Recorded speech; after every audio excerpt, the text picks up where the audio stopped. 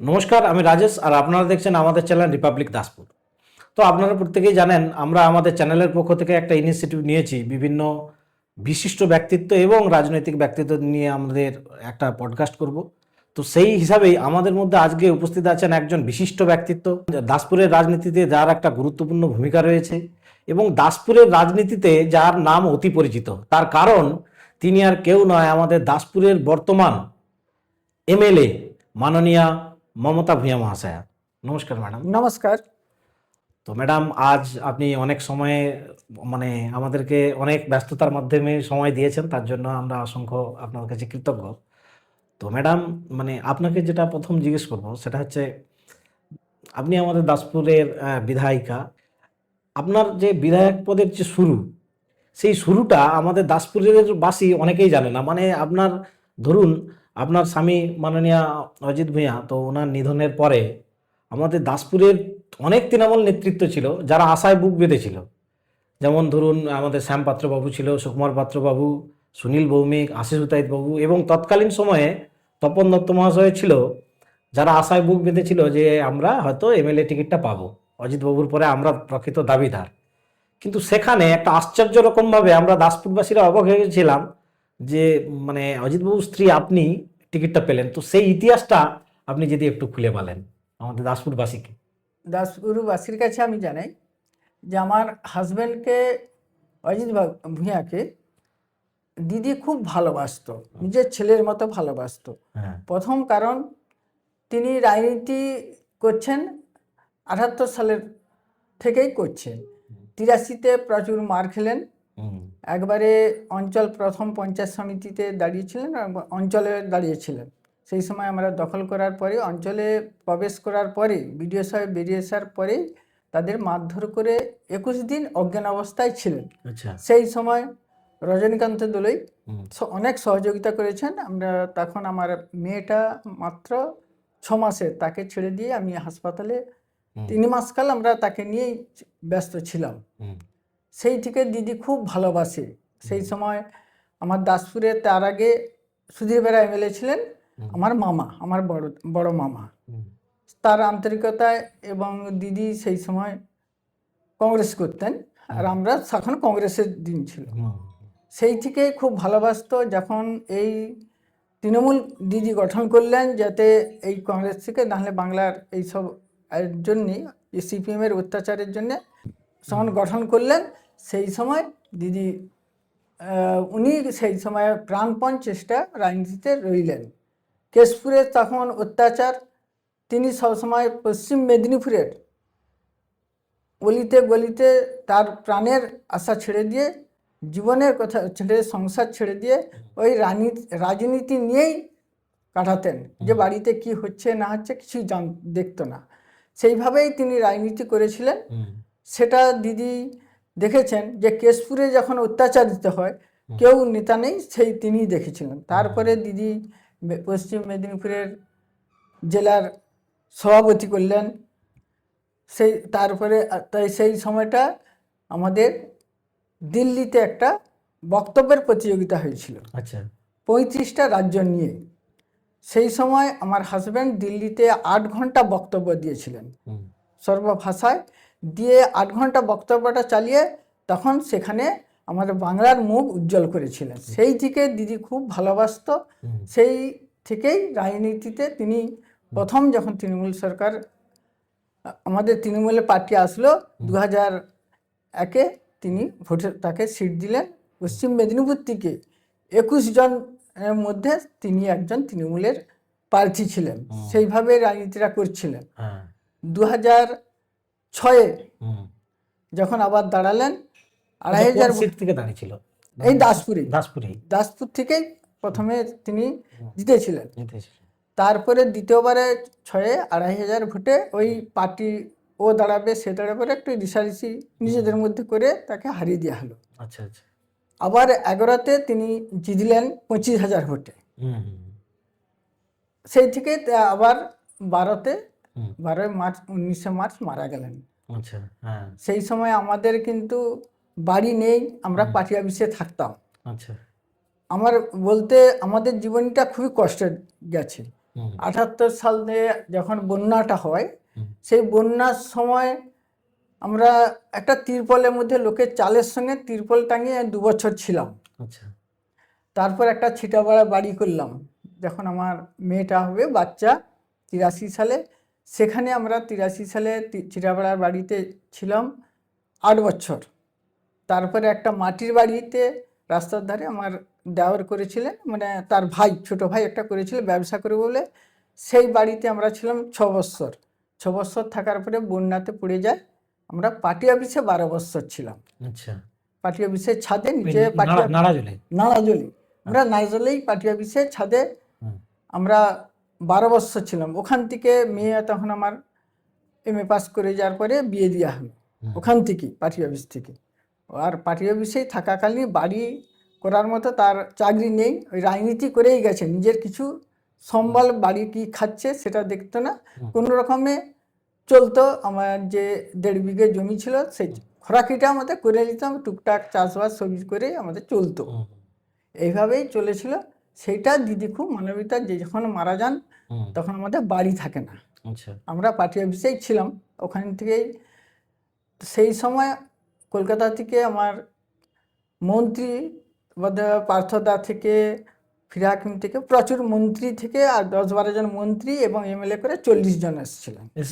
এসেছিলেন। হুম, সেই সময় দেখে গেছিলাম বাড়ি নেই, কিচ্ছু নেই। আচ্ছা, সবাই আমার তখন 1000-20 লোক জুটেছিল যখন মারা যান। হুম, হুম, আমার বাড়িতে ঢুকানো হয়নি, ওই গ্রাউন্ডের মাঝখানে রেখে দিয়ে মানুষের ঢলে আর আসতে পারেনি। হ্যাঁ, তারপরে রাত্রিতে নিয়ে যাওয়া হলো শবদাহ করতে। আচ্ছা, সেটাও কিন্তু আমাদের কোনো গাছ কাটতে হয় না, জনগণের হ্যাঁ, চন্দন কাঠ, নিম কাঠ এবং ধুনা দিয়ে তারাই করেছিল, আচ্ছা, তাকে পুড়িয়েছিল। সেই দিদি সেই জন্যেই খুব আন্তরিকতার মধ্যে, আমাদের কিছু নেই, মানে সংসার চলবে মুখ্যমন্ত্রী নিজে এসেছিলেন? না, সে লোক পাঠিয়েছিলেন, আচ্ছা, সব পাঠিয়েছিলেন। মন্ত্রীদের পাঠিয়েছিলেন। আচ্ছা, একবারে বক্সিদা সুদ্ধা আমার একবারে দোতলায় মানে পার্টি সুব্রত অফিসের বক্সী। সুব্রত বক্সি, সেও আসছে। আচ্ছা, শুভেন্দু অধিকারী এসেছিলেন, কেউ বাকি থাকে না, তখন শুভেন্দু আমাদের পার্টিতে ছিলেন, হ্যাঁ, সবাই আসছিলেন। সেই সময় তারা দেখে গেছেন আমাদের মানে কিছুই নেই, ছেলে বেকার, মেয়ে বেকার, কিছুই নেই। সেই তখন দিদি মানে দিদি না যদি আমাকে এমএলএ না করতো, আমাদের সংসার কোথায় আমরা থাকতাম সেটা বলা যেত না। সেটা দিদির মানবিকতা, দিদিকে আমি শতকোটি প্রণাম জানাই, হুম, যে তিনি যদি না আমাদের পাশে দাঁড়াতেন আজ হুম, হুম, আমরা কোথায় থাকতাম ছেলে মেয়ে নিয়ে সেটা বলা যেত না। আজকে যেও আমি একটা বাড়ি করেছি, হুম, এমএলএ হওয়ার পরে পার্টি অফিস আমাকে ছাড়তে হবে, তখন তার জোরে ছিলাম। হুম, তখন আমি বাড়ি একটা করেছি, হুম, সাধারণ যেমন থাকার জন্য।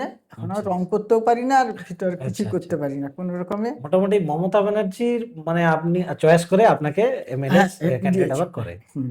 আচ্ছা, তো এই ইতিহাসটা অনেকেই দাসপুরবাসী জানতো না, ব্যাপারটা আপনি খুলে বললেন তো ভালো। তো দিদি নিজে হ্যাঁ, আমাকে ডেকে পাঠিয়েছিলেন। আচ্ছা, আমি তখন বলেছিলাম যে আমার খুব মানবিকতা ভেঙে গেছিলাম, তখন আচ্ছা, আমি নিজে হতে চাইছিলাম না। হ্যাঁ, তখন তারা দিদি পাঠালো আমার মেয়েকে, ছেলেকে, যে তোর মাকে বুঝা, আচ্ছা, আচ্ছা, তোদের মানে সংসার। আপনি একদম সাধারণ গৃহবধূ ছিলেন, আপনি অত ইন্টারেস্ট ছিল না। না, নাম চাইছিলাম কি, সে রাজনীতি করে ছেলে মেয়ে সংসার কিছু দেখে না, আমিও আচ্ছা, সেটা চাচ্ছি যে রাজনীতি করে কি হবে। হ্যাঁ, হ্যাঁ, আর আমাদের সে তো সবসময় রাজনীতি করে, আমাদের কোনো দেখেন না। হ্যাঁ, মানে হ্যাঁ, ঠিক, আমি একটা খুব বড়, মানে আমার বাবা ধরুন একটা বড় ঘরের আমি মেয়ে ছিলাম, আচ্ছা, আমরা আচ্ছা, কড়াকুটি লাগাতাম না, একটা আচ্ছা, আচ্ছা, আচ্ছা, বুঝতে পারছি। হ্যাঁ, গৃহস্থ ঘরের মানে দিয়েছিলেন। জমিদার মতো হ্যাঁ, জমি ঠিক, জায়গা, ঠিক, প্রচুর ঠিক, জমি জায়গা, মানে হ্যাঁ, 100 হ্যাঁ, বিঘার মতো, আচ্ছা, কাকা জেঠু আচ্ছা, আচ্ছা, মানে আপনার বাবার বাড়ির। বাপের বাড়িতে। আচ্ছা, আচ্ছা, তারপর থেকে এসে এই হ্যাঁ, অবস্থায় খুবই খুবই কষ্টদায়ক কষ্টের মধ্যে ছিল। কেটেছে। হুম, সেই জন্যেই আমি আচ্ছা, চাইছিলাম যে রাজনীতি করবো না। তখন দিদি বলল হ্যাঁ, যে তোর মাকে বুঝা, নাহলে তোদের চলবে কি করে? তুই যে একটা হ্যাঁ, নাবালক, আচ্ছা, আচ্ছা, আমি চাইছিলাম ছেলেকে দিয়ে দিই। আচ্ছা, আর ছেলের তখন বয়স 23, বাবা মারা যায় যখন। আচ্ছা, আচ্ছা, সেই জন্যে চাইছে 25 বছর নাহলে করা যাবে না। হুম, তখন আমাকে বুঝালো আমার ছেলে মেয়ে, যে তোর মাকে বল হুম, ওটা যেমন দাঁড়ায়। আমি দাঁড়িয়েছিলাম, প্রথমবারই 20,000 ভোটে জিতেছিলাম জনগণের। হ্যাঁ, সে জানি তো, মানে মুখ্যমন্ত্রী নিজেই আপনাকে চয়েস করে বা হ্যাঁ, আমাকে জোর বুঝাতে করে। আবার কলকাতায় ডেকেছিলেন। আচ্ছা, আপনি গিয়েছিলেন, হ্যাঁ দেখা গিয়েছিলাম। করেছিলেন? দেখা করেছিলাম। আচ্ছা, সেই সময় আপনাকে বললো সব। হ্যাঁ, তারপরে দিদি খোঁজ মাঝে মাঝে আমাদের খোঁজ নিত। হ্যাঁ, আবার এখনো মন্ত্রীরা মাঝে মাঝে খোঁজ নেয়, বাড়ি করেছিস হ্যাঁ, নাকি এমএলএ হয়ে শুধু ওই তুই ছুটে যাচ্ছিস হ্যাঁ, আর বাড়ি করেছিস? আমি আচ্ছা, বলি হ্যাঁ, একজন বলতে আমার একজন ওখানের হ্যাঁ, দোকানদার আচ্ছা, আমাকে সব দিয়েছিল, আচ্ছা, 18 লাখ ধার দিয়েছিলেন। আচ্ছা, আচ্ছা, মানে এরকম আমাকে বিল্ডার্স, হ্যাঁ, বিলাস, সে একবারে সিমেন্ট বালি ইট হুম, একবারে মজুর সব দিয়েছিল, যে তুমি মাসে মাসে যেমন পারবে। আচ্ছা, আমি এবারে টাকা মানুষকে অত টাকা ধার দিতে হুম, পারবে না। সে বলল যে কাকিমা তুমি যে মাসে 5,000 টাকাও জোগাড় করতে পারবে আচ্ছা, সেটাই আমাকে দিয়ে যাবে। আচ্ছা, খাতা করে আমি প্রতি মাসে যেটা আমার সেভ হতো দিয়ে দিতাম, আচ্ছা, আচ্ছা, তাকে মানে দিয়ে অনেক কষ্টে বাড়িঘর বাড়িটা বানিয়েছে। করেছি। তো সেটা হ্যাঁ, করেই আমি হ্যাঁ, করেছি। তো ম্যাডাম মানে আপনি ধরুন আজ 12-13 বছর হয়ে গেল, আমি 13 বছরই পড়ছি 14 বছরে পড়ছে, মানে আপনি ধরুন 3 বারের এমএলএ। হুম। তো এখনো বিধানসভায় দিদির সাথে দেখা হয়, মানে হ্যাঁ, মমতা দেখা দিদির মুখ্যমন্ত্রীর সঙ্গে সাথে? কথা বলি, প্রণাম কি করি। ধরনের কথাবার্তা বলেন দিদি কেমন, ভালো আছিস? হ্যাঁ, আর ছেলে মেয়ে কেমন আছে? এইসব আর বিষয়গুলো ওই জিজ্ঞেস। বাড়ি আছে নাকি? বাড়ি আচ্ছা, করছি, সবাই শুধু এটা খোঁজ নেয়, আচ্ছা, বাড়ি মানে আপনার করছি। অবস্থাটা সবাই জানতো আগে থেকে, হুম, সেই জন্য। বাড়িটা করেছিস? আচ্ছা, আমি সবাই এটা এখনো জিজ্ঞেস করে। আচ্ছা, কারণ আমি বলি হ্যাঁ বাড়ি করেছি, আর হ্যাঁ, 70,000 টাকার মতো এখনো দেনা এখনো আছে, এখনো বাকি আমি আছে। শোধ করে যাচ্ছি। আচ্ছা, আচ্ছা। তো মোটামুটি মানে আমাদের অনেক নেতৃত্বই আছে যেনারা বলেন যে মমতা ভূঁইয়া উনি সাধারণ গৃহকর্ত্রী ছিলেন, সেখান থেকে রাজনীতিতে এসছেন, তো উনি অতটা ভোকাল নয়। কিন্তু আবার কেউ কেউ বলে যে না, আমরা মমতা ভূঁইয়াকে আমাদের দাসপুরের ব্যাপারে যা কিছু বলি উনি কিন্তু বিধানসভায় সেইগুলো বিষয়গুলো তোলেন। তো বিধানসভায় মোটামুটি আপনি বলেন দাসপুরের বিষয়গুলো। হুম, আমি দিদিকে সরাসরি বলি। আচ্ছা, আচ্ছা, বিধানসভায় উঠে আমি ওই যে হাসপাতালের কথা একবার বলেছিলাম, ডাক্তারের কথা বলেছিলাম, আচ্ছা, আর এই আমার থানার জন্য আচ্ছা, আচ্ছা, এইগুলা থানার বলছি। থানার বিষয়। তার বাকি আমি যতগুলাই বলেছি, এই যে আচ্ছা, রাস্তাঘাট আচ্ছা, সবগুলাই তখন সুব্রত মুখার্জিকে 5 বার পাঠিয়েছিলেন, পঞ্চায়েত আচ্ছা, মন্ত্রী তখন ছিল। হ্যাঁ, তিনি বলছে চল, হ্যাঁ, বলে এসেছে, যতবারই ডেকেছি এবং তার কাছে। তবে আমার একটা সবচেয়ে আমার কপাল ভালো, হুম, আমাকে দিদি 42 জন মন্ত্রী মাঝখানে দাঁড় করিয়ে এ হুম, যা নিয়ে আসবে সেগুলো যেমন করে দিস। আচ্ছা, এটা, এটা এটা সবচেয়ে আমার বড় পান। আচ্ছা, আচ্ছা, প্রথম দিনে হুম, আমি যখন শপথ নেওয়ার পরে হ্যাঁ, দিদি এটা করে দিয়েছিলেন। যে তারপর দাসপুরের যে কোনো সমস্যা নিয়ে আসবে আগে করে দেবে সেগুলো। শহরটা করে দিবি, সেটা কিন্তু আমার করেছে। আচ্ছা, যতগুলা জিনিস নিয়ে গেছি, হুম, আমার হাজবেন্ডের লেখা ছিল কি আচ্ছা, করবে না করে এমএলএ 1 বছর হওয়ার পরে, হ্যাঁ, সেই কাগজগুলোই বেশি আমি জমা দিয়েছি। কলমিজোড়ের ব্রিজ, আচ্ছা, যশার কলমি ব্রিজ, জোড়ের ব্রিজটা আপনার সময়ে। হ্যাঁ, আচ্ছা, আমার হাজবেন্ড তৈরি করেছি, মানে হ্যাঁ, প্রথম জমা দিয়ে দিয়েছিলেন হ্যাঁ, ওইগুলা। হ্যাঁ, হ্যাঁ, সেই তার লিখিতগুলো সব ছিল বাড়িতে, সেগুলো নিয়ে আমি ছুটেছি। আচ্ছা, আচ্ছা, তারই কপি করা ছিল সব, আচ্ছা, আচ্ছা, ফাইল করা ছিল। আমি মানে ব্রিজ কোথায় রাস্তা বলে তার ফাইল আমি লিখতাম, আচ্ছা, আমাকে বলতে এই কাগজ এই ফাইলে রাখবি, হ্যাঁ, আমি আমার সেইভাবে গোছ করে রাখতাম। আচ্ছা, সেই জন্য আমি জানতাম, আচ্ছা, আচ্ছা, ওই জন্যই আমার কাজগুলো করতে সুবিধা হয়েছে। আচ্ছা। তো এখন ম্যাডাম মোটামুটি আপনি তো এখন আমাদের ধরুন আমি দাসপুর 2 এর বাসিন্দা, হুম আপনি এখন আমাদের দাসপুর 2 এর বাসিন্দা, তো হুম। কোন বুথে আপনি এখন আমি আহ, গুছাতি অঞ্চলের গোছাতি অঞ্চল? হ্যাঁ, গোছাতি অঞ্চলের সোনাখালীতে, আচ্ছা, সোনাখালী বুথে আমার নিজের মামা বাড়ির ভিটে। আচ্ছা, আচ্ছা, ওখানে আপনার এখন ভোটার কার্ড রয়েছে। তো আমার মানে ম্যাডাম এখন আমাদের দাসপুর 2 এরই বাসিন্দা। হ্যাঁ, তো ম্যাডাম সামনেই তো মোটামুটি নির্বাচন আসছে, তো নির্বাচনে তো এইবারেও অনেকেই বলছে যে সম্ভবত যে মমতা ভূঁইয়া উনি 3 বারের এমএলএ, যেহেতু উনি শারীরিক দিক থেকে এখনো সুস্থ আছে, তো সেহেতু হয়তো সিট পাওয়ার সম্ভাবনা তারও অনেকটাই আছে। তো এইবারে মোটামুটি টিকিট দিলে আপনি যেভাবে এখনো হ্যাঁ, আমি সবাই ভগবান ঈশ্বরের আশীর্বাদ এবং দিদির আশীর্বাদে আচ্ছা, আমি এখনো 32 বছর কোনো ওষুধ খাই না। আচ্ছা, আচ্ছা, মানে শারীরিক দিক থেকে আপনি সুস্থ সবল একবারে। সবল, আমি কোনোদিন ওষুধ হয়তো জ্বরও আমার কোনোদিন এখনো 30-32 বছর জ্বরও হয়। আচ্ছা, আচ্ছা, আচ্ছা, এটা হয়তো একটা বেড়াল আঁচড়ি দিলে কোথায় এটা হলো, সেগুলা ইঞ্জেকশনগুলো আমাকে নিতে হচ্ছে। আচ্ছা, আচ্ছা, এটা নাহলে বাকি শারীরিক সুস্থতা আপনার একদম এখন আছে। নেই। আচ্ছা, তাহলে আমি মোটামুটি আপনি এখনো ফিট আছেন। হ্যাঁ, 25 বছর একই পেশা, মানে আমি পেশার মাপি। হ্যাঁ, আমার 170 থেকে মানে 70 কি 80 বাড়ে, হ্যাঁ, হ্যাঁ, আর এদিকে 110 থেকে 115-20-র মধ্যেই থাকে, সবসময় থাকে। সব সময় থাকে। এটা আমার একবারে 25-30 বছর এক আছে। হুম। তো মোটামুটি রাজনৈতিক মহলে যে আওয়াজটা উঠেছে যে এখনো পর্যন্ত এমএলএ দৌড়ে মমতা ভূঁইয়া এগিয়ে আছে অনেকেই বলে, এবং অনেকেই বলে এইবারে পার্টি হয়তো চেঞ্জও করতে পারে, তো এই বিষয়ে আপনি কি বলবেন? সেটা দিদির হাত। আচ্ছা, মানে মুখ্যমন্ত্রী যা ঠিক করবেন তাই। তাই দিদি বক্সিদা আচ্ছা বক্সিদা আমাকে বলছে যে আমি তাকে ছেলের মতো ভালোবাসি, তোকে দেখলেই তার কথা বেশি মনে পড়ে, আচ্ছা আচ্ছা তুই আমাকে বড় করিস না, তুই আমার কাছে আসিস না, বুঝলেই মনে পড়ে বেশি। আচ্ছা আচ্ছা ওই জন্য বক্সিদার কাছে দেখলেই আমি গড় করতে, সবাই গড় করছে না, আবার তোকে বারণ করছি না, গড় করিস না, তুই দাঁড়া। আচ্ছা, এটা মানে বক্সিদা করে। বক্সিবাবুর সাথে আপনার খুব ভালো সম্পর্ক আছে। এটা করে। আর আচ্ছা দিদি দেখা হলেই কেমন আছিস, সব সময় এটা খুব।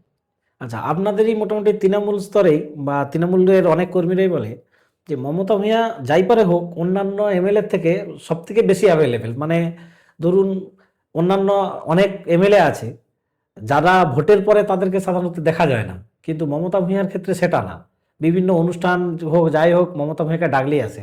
তো আপনি এই ব্যাপারগুলো খুবই এনজয় করেন? না, এনজয় নয়, হ্যাঁ আমি চাই মানুষ আমাকে ভোটে দাঁড় করিয়েছে, আচ্ছা আমি তাদের পাশে থাকা উচিত।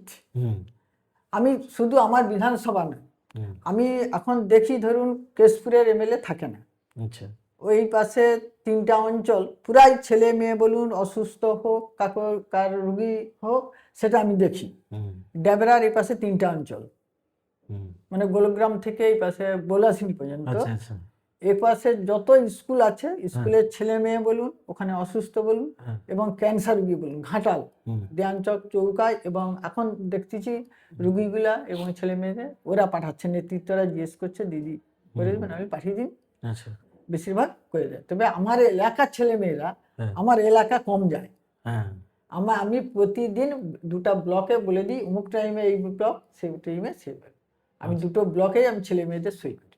আচ্ছা আচ্ছা কেন আমাকে তো দিয়েছে, আমি দিদির দুধে দিদিদের পাশে, ছেলে মেয়ের পাশে না যদি থাকি, তাহলে তারা কিসের জন্য আমি আচ্ছা এমএলএ আচ্ছা। হয়েছি। ঠিক ঠিক। মোটামুটি আপনি মানে পাশে থাকেন মানুষের, এটাও আমি শুনেছি। তবে কেউ মারা গেলে হ্যাঁ আমি একটু মানে দূরে থাকেন। দূরে, আমি মালাটা দিলে আমি তাই অসুস্থ হয়ে পড়ি, আচ্ছা, একটু নিজের খারাপ লাগে তাই খুব তো? খারাপ লাগে, আমার হাজবেন্ডের কথা মনে পড়ে তো বেশি, আচ্ছা যে আচ্ছা ওটা ওটা স্বাভাবিক জিনিস, হ্যাঁ।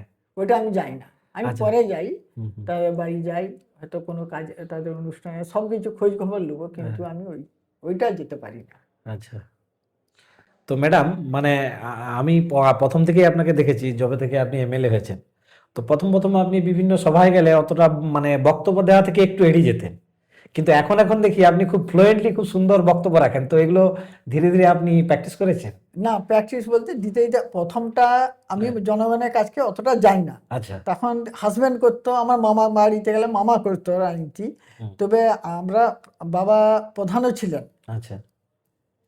আমার বাবা আপনার বাবা? আমার বাবা কংগ্রেসের আমলে 20 বছর প্রধান ছিলেন। আচ্ছা আচ্ছা, তার মানে আপনাদের বাবার বাড়ি তো রাজনৈতিক ফ্যামিলি। রাজনীতি, আমার ভাই আছে পঞ্চায়েত সমিতি ছিলেন, এখন উপপ্রধান আছেন আচ্ছা আচ্ছা অঞ্চলে। হ্যাঁ আর আর ভাই আর সব ভাই তো সার্ভিস করে, এক ছোট ভাইটা বেকার, সেই রাজনীতি রয়েছে। আচ্ছা এখন সবাই করে রাজনীতি, তার মেয়েদা এসআর রিটায়ার হওয়ার পরে করেছিল, মারা গেলেন, আচ্ছা আচ্ছা 3-8 বছর মারা হ্যাঁ গেছেন। সে মিলিটারি অফিসার ছিলেন, হুম। কমান্ডো ছিলেন, মারা গেলেন। তো ম্যাডাম তাহলে হ্যাঁ আমার বাড়ি, বাপের বাড়ি সবই এখনো পর্যন্ত হ্যাঁ আমার সবই জোগাড়। আচ্ছা আচ্ছা আচ্ছা। তো ম্যাডাম মোটামুটি আপনি এমএলএ হওয়ার পর থেকে ধরুন সাধারণ যে মেয়েরা তাদের মতো তো আপনি আর সময় পান না, আপনাকে বিভিন্ন জায়গায় মিটিং টিটিংয়ে ছুটতে হয়, তো তবুও মোটামুটি সাধারণ যারা ঘরের মহিলারা সিরিয়াল টিরিয়াল দেখে, আপনি সেই সব দেখেন? না, আমি সবই করি, আমি আচ্ছা বাড়ির কাজ, হ্যাঁ বাড়ির সব কাজই করি, আচ্ছা রান্না থেকে বাড়ির ঘর রান্না মোছা বান্নাও থেকে করেন? হ্যাঁ বাসন কাজ সবই করি। হ্যাঁ এবং উপরন্তু রাজনীতি, আমার বাড়িতে যদি সকালে 50 জনের সই করতে হয়, হুম আমি তাও করি। আচ্ছা এবং সিরিয়ালটা দেখি একটু আচ্ছা রাত্রে, একটু মনটা ফ্রি করার জন্য রাত্রে হ্যাঁ 12টার দিকে। দিদি নাম্বার 1 টোন দেখেন? অত দেখি না, একটু আধটু কোনো দেখছিলাম, যে শুনছি এই সিরিয়ালটা আমাদের এখানে আসবে, তার একটু আচ্ছা আচ্ছা দেখলাম, আচ্ছা মানে তার নামে যে মেলাটা হয়, মেয়েগুলো আসবে কিরকম হ্যাঁ দেখবো। ওই অজিত বাবুর নামে মেলা হয়। হ্যাঁ, আমাদের হয়, ওটা আচ্ছা, হাসপাতাল। ওইটা মোটামুটি সব সাধারণ মানুষরাই মানে আয়োজন করে এটা। আমার অঞ্চলটা হ্যাঁ, মানে তাকে দেবতার মতো মানত। আচ্ছা, ওই যে হ্যাঁ, মূর্তিও করেছে, একেবারে তার দাঁড়ানো মূর্তিটা করেছে, করে ওখানে তার সবকিছু আচ্ছা, তার নামেই মেলাটা করে। আবার এই যে খেলা আছে 14 তারিখে ফুটবল খেলাটাও করে, আচ্ছা, এবং তার স্মরণ সভাও 24 ঘন্টা বললে ওখানে 4-5 2-3 হাজার মেয়ে তো বেরিয়ে পড়ে, মেয়ে ছেলে করে বলতে 5,000। মানে এখনো মানুষ তাকে প্রচুর ভালোবাসে এবং শ্রদ্ধা করে।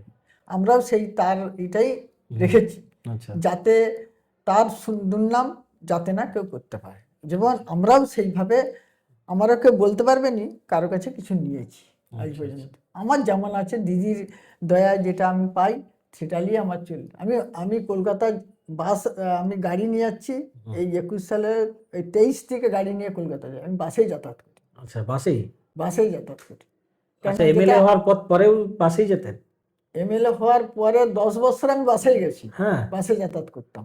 আচ্ছা, কারণ তখন আমাদের টাকাও কম ছিল, এবং আমি বাড়িটা করার জন্য আমার জানা মানে হ্যাঁ, চাপ হয়ে গেছে। যেটা গাড়ি নিয়ে যাব সেই খরচাটা যদি বাঁচাতে পারি আমি হুম, আমার বাড়ির দেনা শোধ করবো, আচ্ছা, আচ্ছা, এটা জেদ ছিল আর কি। আচ্ছা, আচ্ছা, তারপর সেই আমার বৌমা ইলেকট্রিক সার্ভিস করে, এই জন্য আচ্ছা, এখন একটু বৌমাই গাড়িটা কিনেছে, আমার নয়। আচ্ছা, আচ্ছা, বৌমা ওনার বেতন থেকে ওই যে আয় দিয়েছেন, বেতন কেটে দিবে আর কি ব্যাংক আচ্ছা, আচ্ছা, মানে হিসাব মতো গাড়িটা বহুমারি। তারই নামে আচ্ছা, গাড়ি, তারই আচ্ছা, নামে আচ্ছা, গাড়ি। ওই জন্য আমি নিয়ে আসি, তাকে এখানে ছাড়ি, হ্যাঁ, হ্যাঁ, আবার তাকে নিয়ে যাই। ও হো হো, আমি চারপাশে প্রোগ্রাম করলাম, হ্যাঁ, আবার তাকে যাওয়ার সময় নিয়ে চলে গেলাম। হ্যাঁ, তাহলে এক কাজে দু কাজ হয়ে গেল। এটা করতো। আগে সোনাখালীতে বৌমা ছিল 8 বছর, হুম। তারপর এখানে 2 বছর আসছে। আচ্ছা, তো মোটামুটি আমাদের দাসপুরের যে বিভিন্ন তৃণমূল নেতৃত্ব আছে, হুম, ধরুন এই সুনীল ভৌমিক আছে, আপনার সুকুমার বাবু আছে, আমাদের দাসপুরটি আশিস বাবু আছে, হুম। হ্যাঁ, সৌমিত্র সিংহ রায় আছে। তো এই সমস্ত নেতৃত্বদের সাথে আপনার কিরকম সম্পর্ক? আমার আমার সঙ্গে কারো কোনো খারাপ কোনো নেই, সমস্যা নেই? সমস্যা নেই। আচ্ছা, আচ্ছা, হুম, দেখি এটা কি করছে, ওই মেলা আছে একটা। আচ্ছা, আপনি ফোনটা করে নিন, অসুবিধা নেই। হ্যালো, আমি ব্লকে আছি, একটু দাঁড়ান, একটু দাঁড়ান। হ্যাঁ, হ্যাঁ, একটু দাঁড়ান। হুম, ওই সই করতে আসছে আর কি। আচ্ছা, আচ্ছা, ওই যে আমি বলেছিলাম ব্লকে যাব, কটার সময় যাবেন, আচ্ছা, ওই চলে এসছে আর কি। এইটাই তো সমস্যা। হ্যাঁ, এটা এটা আচ্ছা, না আমি বলে দিই, যখন তো আপনারা আমার কাছে আসতে হবে, আমি যদি ব্লকে থাকি ব্লকে করে নেবেন, কেন শুনুন বাড়িতে আসবেন ঠিক এত আছে, কষ্ট মানুষকে করে? সুবিধা দেওয়া নিয়ে দরকার। আমি সবচেয়ে সুবিধা। আচ্ছা, আর ক্যান্সার রোগী আমার সই করা হুম, 250 জন চিকিৎসা চলছে আচ্ছা, আচ্ছা, ক্যান্সার, বিনা পয়সায় কেমন যাবে। আচ্ছা, থ্যালাসিয়ামা যে রোগগুলা হুম, সব আমি রেকমেন্ড করি, আচ্ছা, আচ্ছা, যাতে মানুষ চিকিৎসা পায়। আমার মুখ্যমন্ত্রী দেবে, হ্যাঁ, সরকার দেবে, হ্যাঁ, আমার কি, আমি একটা করে দেবো তার, এটা যদি মানুষ একটা উপকৃত হয়। উপকৃত হবে। হুম, আচ্ছা, তো ম্যাডাম, একটা বিষয় যেটা হচ্ছে, ধরুন আমাদের ঘাটাল এবং দাসপুরবাসীর সব থেকে বড় ইস্যু ঘাটাল মাস্টার প্ল্যান। হুম, তো এই ঘাটাল মাস্টার প্ল্যানের বিভিন্ন মিটিং ফিটিংয়ে যান, হুম। তো ঘাটাল মাস্টার প্ল্যান সম্পর্কে আপনি কি বলবেন? মানে ঘাটার মাস্টার প্ল্যান হচ্ছে, হুম, আমরা খুব আনন্দ সাথে চলছে। আচ্ছা, এখন আমার ঘাটাল মাস্টার প্ল্যান কে কি মনে করছে জানি না, হুম, আমার এলাকায় 5টা সুইচ গেট হয়ে গেছে, আচ্ছা, যেটা সবচেয়ে সমস্যা ছিল। সুইচ হ্যাঁ, গেট না থাকার জন্য জল পাস হতো না, সেটা আমার দাসপুর 1-2 ডুবতো, আচ্ছা, সেটা আমার করে দিয়েছে। ঘাটাল আচ্ছা, মাস্টার প্ল্যানে 5টা সুইচ গেট হয়ে গেছে, এবং আমার রানীচকে মেশিনটা বসে, যে মাঠের জলটা সেটাও তুলে দেওয়ার মেশিন বসে গেছে, আমার সব রেডি হয়ে গেছে। আচ্ছা, আমার দাসপুর টু 5টা সুইচ গেট হয়ে গেছে, হুম, এবং ওয়ানে যে দুটো, একটা রাজনগর হুম, রামদেবপুরে, হুম, ওটা ছিল 3-এ জল পাস হতো না, নাড়াজল ডুবতো, ওটা 6টা হচ্ছে। আচ্ছা, আচ্ছা, আর নাড়াজল একটা, চণ্ডীপুরে একটা সুইচ গেট হচ্ছে। আচ্ছা, এগুলো চলছে ঘাটাল মাস্টার প্ল্যানের পর। নদীও কাটাই চলছে, আচ্ছা, আচ্ছা, নদী আমার চলছে ওই মুর্শিদানগর থেকে চলছে রামদেবপুর, ওইটা 23 কিলোমিটার, একবার সেদিকেও চলছে, সীমানা থেকে সেই পাশেও কাটা চলছে নারাজল, এই পাশেও চলছে। আচ্ছা, আমাদের বর্তমান যে লোকসভার এমপি হচ্ছে দেব, হুম। তো দেবের সাথে কথাবার্তা হয়? দেবের সঙ্গে কথা হ্যাঁ, কম, এমপি সে সবসময় আচ্ছা, করি আচ্ছা, না, যেটা দরকার বলছেন তো আমাকে বলবেন, আচ্ছা আচ্ছা আমার এই কাজ টাজ আলোটা যেসব দরকার প্রয়োজন সার্টিফিকেট সবই দিয়ে দেয়। সবই দিয়ে দেয়। এসলে দেখা সবসময় কথা টথা বলে সব। আচ্ছা আচ্ছা আচ্ছা। তো দেব মানুষ হিসাবে কেমন? দেব খুব ভালো। আমি এত বড় স্টার, হ্যাঁ হ্যাঁ। এ যে ব্যবহার সেটা আমি কোনোদিন দেখি না এরকম। আচ্ছা আচ্ছা, মানে স্টার মনে হয় না, মানে খুব সাধারণ মানুষ। সাধারণ মানুষ মনে হয়। আমি অনেক এমপি আরেকটি আছে ওই যে বীরভূমের হ্যাঁ। শতাব্দী রায়। আচ্ছা, শতাব্দী রায়ের সাথেও এ আছে। খুব আচ্ছা আচ্ছা। না খুব মানে দেখলাম। হ্যাঁ হ্যাঁ। খুব। তারপর এখন তো আমার অনেক এমএলএ সিনেমার নায়িকারা আচ্ছা আচ্ছা। সিনেমা করছে, এমএলএ আছে, হ্যাঁ আচ্ছা, তাদের সঙ্গে খুব মানে বিধানসভায় দেখা হয় খুব প্রত্যেকের ভালো। সাথে? আমাদের সব এই আর কি ফাইনালি সবই করি আমরা, আচ্ছা সবই আচ্ছা, থাকি, কথাবার্তা সবই খুব ভালো। খুব ভালো। আচ্ছা। তো ম্যাডাম, মানে আপনি আমাদের দাসপুরবাসীর, ধরুন দাসপুরের এত বছরের এমএলএ, তো দাসপুরবাসীকে উদ্দেশ্যে আপনি কিছু বলবেন যে আগামী নির্বাচন আসছে সেই নিয়ে না, কিছু বিষয়? দাসপুর আগামী নির্বাচনে যেগুলো আমাকে দিয়েছিল হুম। আবার আমি জমা দিয়েছি, শুধু ওই বাজারের বাস স্ট্যান্ড, আচ্ছা আচ্ছা, বাজারের বাস স্ট্যান্ড বলতে ওই ওই দাসপুর বাজারের প্রপার একটা চাই, প্রপার একটা বাস স্ট্যান্ড দরকার। বাস আচ্ছা। স্ট্যান্ড দরকার। হ্যাঁ। ওটা আমি দিয়েছি, টাকা আমার জমাও দেওয়া হয়ে গেছে। টাকা আচ্ছা। আসলে আমি যেদিনে দিয়ে যাই টাকা এসে গেছে, ওরা আচ্ছা। আমাদের এস্টিমেট করে দিয়ে দিলেই টাকা ছেড়ে দেবে। আচ্ছা আচ্ছা আচ্ছা। ওটা আছে, ওখানে ক্ষুদিরামের আমার স্ট্যাচুটা করা হয়েছে, ওর ছাউনি দেবো। হ্যাঁ। আর একটা জল আছে, ওইটা ওখানে ঠান্ডা জল, একটা পানীয় ঠান্ডা জল দাবি ছিল, ওটা দিয়ে আচ্ছা। টাকা জমা দিয়ে দিছি, হয়ে যাবে। লিস্টটা জমা দেওয়া হয়ে গেছে। আচ্ছা। তারপর যেগুলো আমাকে বলছে স্কুল, বেশিরভাগ আমি কিন্তু হুম। স্কুলে মিড ডে মিলের, আমি যেখানে যাচ্ছি একটু খারাপ দেখলে আমাকে খুব খারাপ লাগে, বাচ্চারা তো খাবে, হুম। সেগুলো মিড ডে মিলের জন্য শুধু স্কুলগুলোকে বেশি দিচ্ছি আচ্ছা মিড ডে আচ্ছা। মিলের জন্য। তো ম্যাডাম, আপনার মানে বিজেপি নেতৃত্বদের কাউকে জানেন? পরিচয় আছে কারোর সাথে? না, আমি কারোর সঙ্গে বলছি না কিছু। এই বৈকুণ্ঠপুরে একদিন হ্যাঁ সিপিএম বিজেপি যে কি করে জানি না, হ্যাঁ। একদিন গোটা 10 ছেলে মেয়েকে নিয়ে দাঁড়িয়েছিল। আচ্ছা। তারপরে ছেলে মেয়েগুলো হাত বাড়িয়েছে, তা আমি দাঁড়িয়েছি। আমি একজন ফোন করেছিল যে ম্যাডাম আমরা সই করতে চাই, কোথাও আমি তোদের বাড়ি কোথায়, আমি এরকম করে জিজ্ঞেস করি। না, বলছে বৈকুণ্ঠপুর। আমি তাহলে বৈকুণ্ঠের বাস স্ট্যান্ডে দাঁড়াবি, আমি যাচ্ছি। তারপর আমি গেলাম, দাঁড়িয়ে গেলাম, কোথায় কেড়ে দাঁড়িয়ে আছি, সই করবি। আমি দাঁড় করিয়ে ডাক দিই, দেওয়ার পরে বয়স্ক 4 জন এলো, যে দিদি আমি তো সিপিএম এর বিজেপি হাঁটি, আচ্ছা। আপনি তো দেখছেন, হ্যাঁ। তাহলে এই যে দাঁড় করাতে ছেলেমেয়েরা যদি এরাই সিপিএম বিজেপি, আমি স্যার দাদা জানেন, দাদাই বলে সম্পর্ক করলাম যে আমি এখানে পার্টি বুঝি না, আমি এমএলএ। আচ্ছা। ছেলেমেয়েরা তো তারা পার্টি করে না, তারা একজন ছাত্র, তাদের আমি পাশে যদি না থাকি ছেলেমেয়েরা পড়াশোনা করবে কি করে, আমি তাদের পাশে থাকার জন্য। আচ্ছা আচ্ছা, মোটামুটি আপনি মানে কেউ কিছু করতে গেলে পার্টি দেখেন না, না, মোটামুটি সবারই। সবারই আমি এমএলএ, আমি আচ্ছা সবাই। আচ্ছা আচ্ছা। তো এইবারের বিধানসভা নির্বাচনে ধরুন আপনি তিনবার প্রচুর অনেক অনেক ভোটে জিতেছেন। ধরুন গত 2021 সালের নির্বাচনে আপনি প্রায় 27,000 ভোটে জিতেছেন। 28,900, 28,700। হ্যাঁ। তো এইবারে কি? আচ্ছা, আমি 16তে জিতেছিলাম 29,000 ভোটে। 29,000 ভোটে। আচ্ছা। তো আপনি মানে এইবারে কি ভাবছেন যে এই দাসপুর থেকে মানে কে কে জিততে পারে মনে হয়, বিজেপি না তৃণমূল জিততে? এখনো পর্যন্ত দাসপুরে হুম। আমি জোর গলায় বলবো, আমি থাকলে হুম। এখনো পর্যন্ত মানুষ 25-30,000 ভোটে আমি জিতবই। আচ্ছা, জিতবেনই, মানে তৃণমূল একবারে জিতবেই। আমি জানি সব নেতৃত্বরা যদি এক হয় হ্যাঁ। তাহলে আমি 50,000 ভোটে জিতবো। আচ্ছা আচ্ছা। আমি মোটামুটি প্রথমবারও বলেছি। আচ্ছা। তো আপনি ধরুন আপনি যখন থেকে এমএলএ, তো আমাদের তপন দত্ত উনিও তো তৃণমূলের নেতৃত্ব না, ছিলেন। হ্যাঁ। তপন দত্ত তৃণমূলের ছিলেন, তবে আমার সঙ্গে খুব ব্যবহারটা, ওই চলে যেতে সবচেয়ে বেশি খারাপ লাগে। তো মানে তপন বাবুর সাথে খুব ভালো সম্পর্ক ছিল আপনার?